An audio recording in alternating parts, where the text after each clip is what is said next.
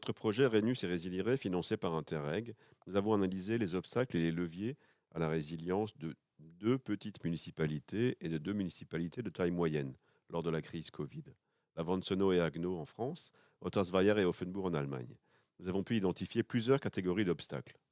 D'abord, dans les petites municipalités, les contraintes démographiques sont liées au vieillissement de la population. Cette tendance s'accompagne souvent de difficultés à attirer et retenir les jeunes, ce qui impacte le fonctionnement de la municipalité. Par exemple, dans une municipalité avec une population âgée, le niveau de mobilisation en cas de crise peut être potentiellement différent de celui d'une population plus jeune et dynamique.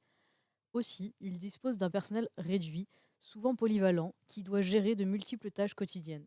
Cette situation laisse peu de temps et peu de ressources pour se consacrer à la planification et à la préparation aux crises. Malgré leur taille plus importante, les municipalités de taille moyenne, elles aussi, font face à des ressources limitées.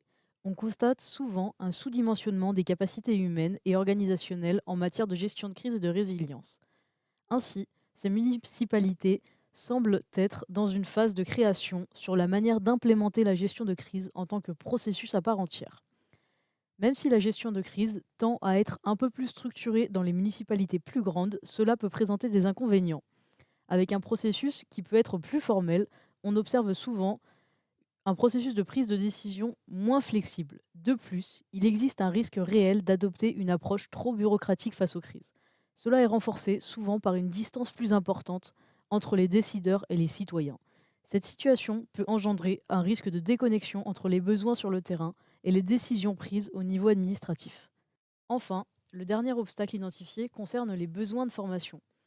Dans tous les types de municipalités, nous avons pu observer une nécessité d'apport de compétences pour renforcer les capacités de résilience sur trois domaines essentiels: l'anticipation, la gestion et l'adaptation face aux crises. Une formation adéquate permet au personnel municipal d'identifier les risques, d'élaborer des plans d'urgence et de coordonner efficacement les actions de situation de crise. Ces trois obstacles sont interconnectés et se renforcent mutuellement. Par exemple, les contraintes démographiques impactent le manque de ressources, tandis que les besoins en formation peuvent être plus difficiles à combler dans un contexte de ressources limitées. Surmonter ces défis nécessitera donc une approche holistique et des stratégies adaptées aux réalités des municipalités pour renforcer la résilience globale du territoire.